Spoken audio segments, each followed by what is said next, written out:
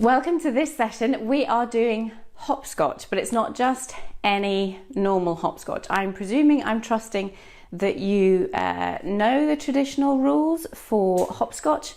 I have spots down at the moment, but you could use your kitchen tiles. You can draw it out with chalk on the pavement outside your house. You can put it on the driveway.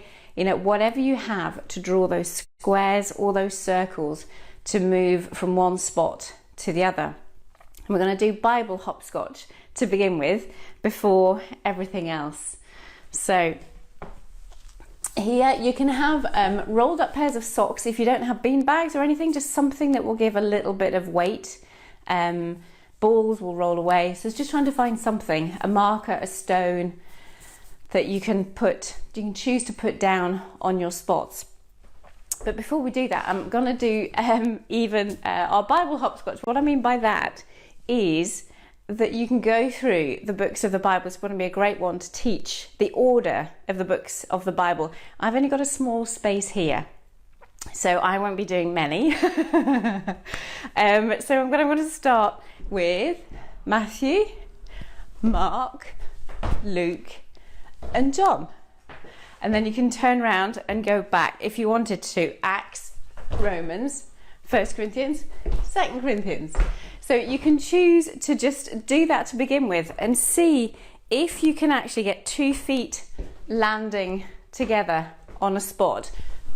I remember always trying to cheat and use my dominant leg, and I would always kind of like basically hop on my right foot and just touch my left foot down. Maybe you did that too.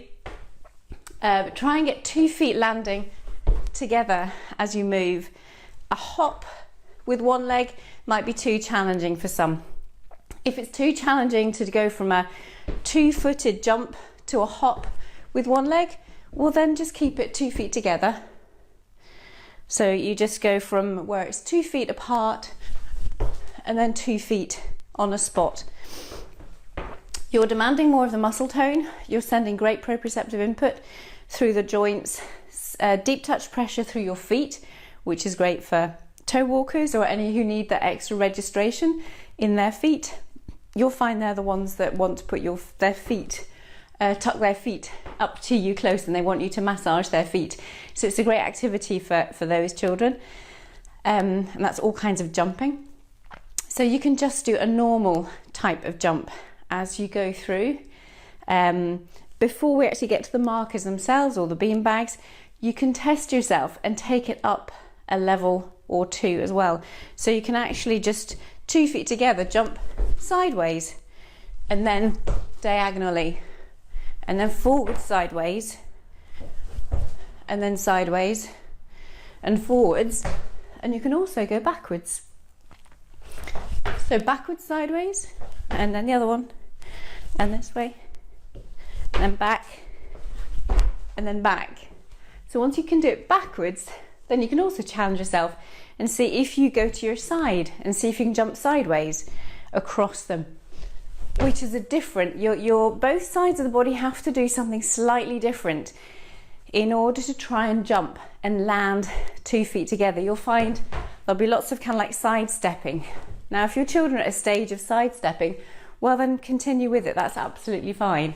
But if you can bring them up to the next level, see if they can actually jump up and coordinate 2 sides of the body doing slightly different things to try and land sideways 2 feet together. So sideways jumping, backwards jumping, forwards jumping, and you can even stretch them so they go outside the lines. So if you pretend that my spots are the actual lines, you want them to actually jump really wide on the outside of the hopscotch, and then on the outside of the single one, and then the outside of the double. So it gets much more the abductor muscles, you know, around the outsides of the leg as they have to, you know, stretch and balance and jump in this position. So it uses different muscle groups, which is great. So when you do take it up a level to actually do the hopscotch itself, there are lots of lovely different ways of doing it. So you may choose to say, okay, I'm going to land on Matthew first, And you might just throw all your bean bags or all your markers from one spot. So you want to do Matthew, okay, I'm going to try and aim for Mark. Yes. Now aim for Luke. Oops. And John. Acts. Ooh, Romans. Yeah. So you can use it as a target practice as well, whatever you want to hit.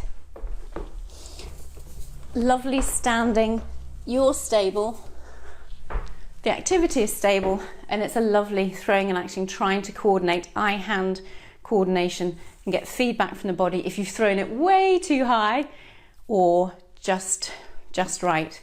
It helps if all the things that you're throwing are of the same weight, or if you want to make it more difficult, you can actually have things that are of different sizes and different weights, so that the arm has to try and judge just quite how heavy everything is, and see if you can still get it on your hopscotch. And then when we finally do move it up to the level, it's, I'll come back here. So you put it on the first one, and this is where it starts to get more demanding. You start to put pressure and pressure through your joints of one leg as you lift one leg and work out how to balance. So vestibular input, tipping down to grab it, and then have the control to come back up again. Really, really good for hip stability. So if you're wanting to develop cycle riding, if you're wanting to develop putting trousers on without falling over, or underwear on rather than just sitting on the bed, which is the typical way that we would recommend. If you want to work on that hip stability, then this is a really lovely activity for doing that. And then you obviously put your marker down and you hop around the place, turn around, come back again, and then pick it up. And you can do it then with the other leg as you come back, so that you are trying to develop the hip stability in both legs as you hopscotch. So that's our task for today. So go hopscotch, go Bible hopscotch, go and find something that you can enjoy doing around the house, on the driveway, out on the pavement, outside.